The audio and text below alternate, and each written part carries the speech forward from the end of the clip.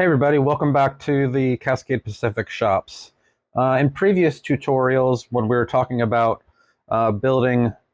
constructing furniture using miter joints, we talked about how the accuracy of your cuts is critical to the success of your project. So here at Cascade Pacific, we pride ourselves in making what we call generational furniture.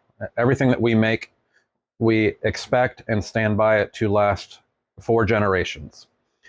The only way, in my opinion, that you can make something like a piece of furniture with miter joints to be generational is if you get your cuts right.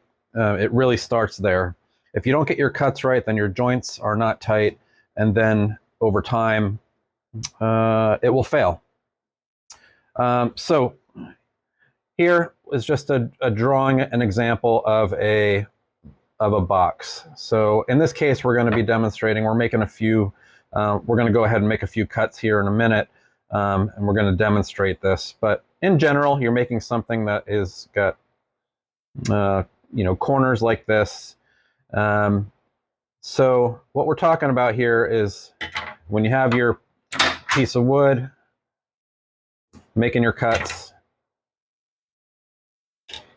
with precise accuracy. So what I've done here is I've taken a picture and I've blown up this corner here to show what I mean. So here's the 2 pieces of wood coming together. We have to get things to be dead accurate, and I'm going to show you how to make your tooling accurate. It's actually not that tough, and we're going to just go step by step to help set you up for success if you're making something with miter joints.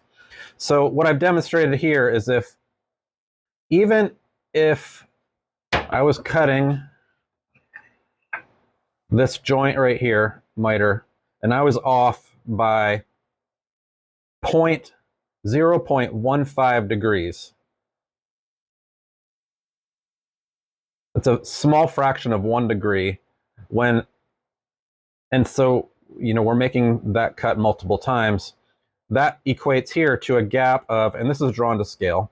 If this is off by 0.15 degrees, then this one is off by 0.15 degrees. When they come together, they're off by this gap right here, which is 0.3 degrees. Again, only 1/3 of a degree.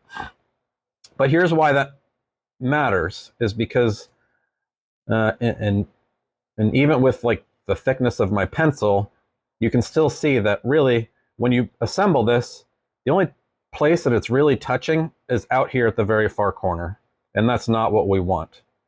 And you're being off here. If you go back and look over here, well, we have to make that cut 8 times. 1, 2, 3, 4, 5, 6, 7, 8. So each time we do that, and we come back to fit this whole thing together, that error is going to compound itself by a factor of 4.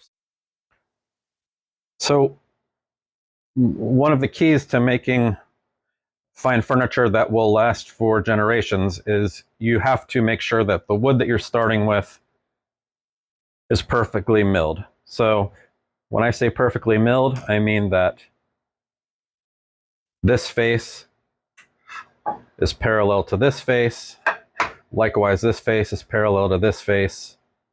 This face is parallel to this face. In order for that to happen, all these faces have to be perfectly flat, and these corners have to be perfectly 90 degrees. So there are lots of other videos on how to do proper milling to get your stock to where you need it like this. Great way to check if you're there is to place your piece on a known flat surface. So this is the machined plate of my table saw, and then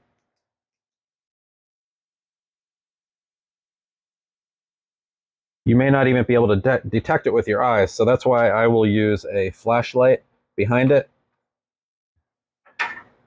and look to see if I can see light coming through on the underside.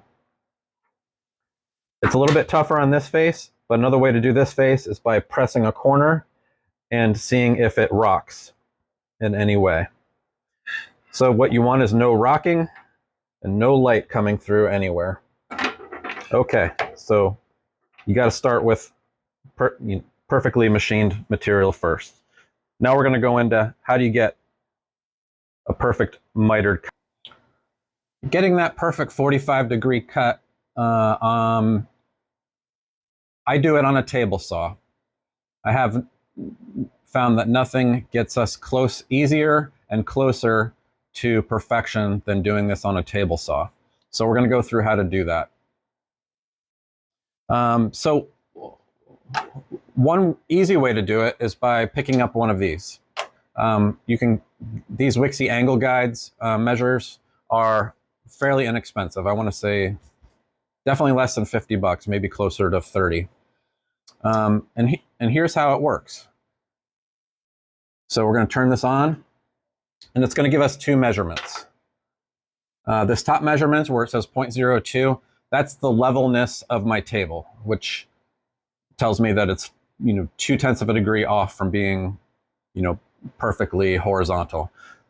That doesn't really matter. What really matters is the angle between our table, where our material is going to pass through, and the angle of the blade.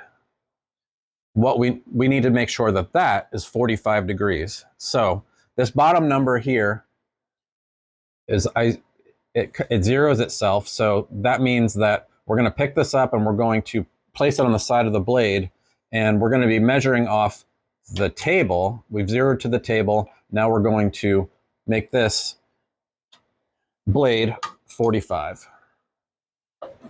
So let's go ahead and do that. Let's go ahead and tilt it over.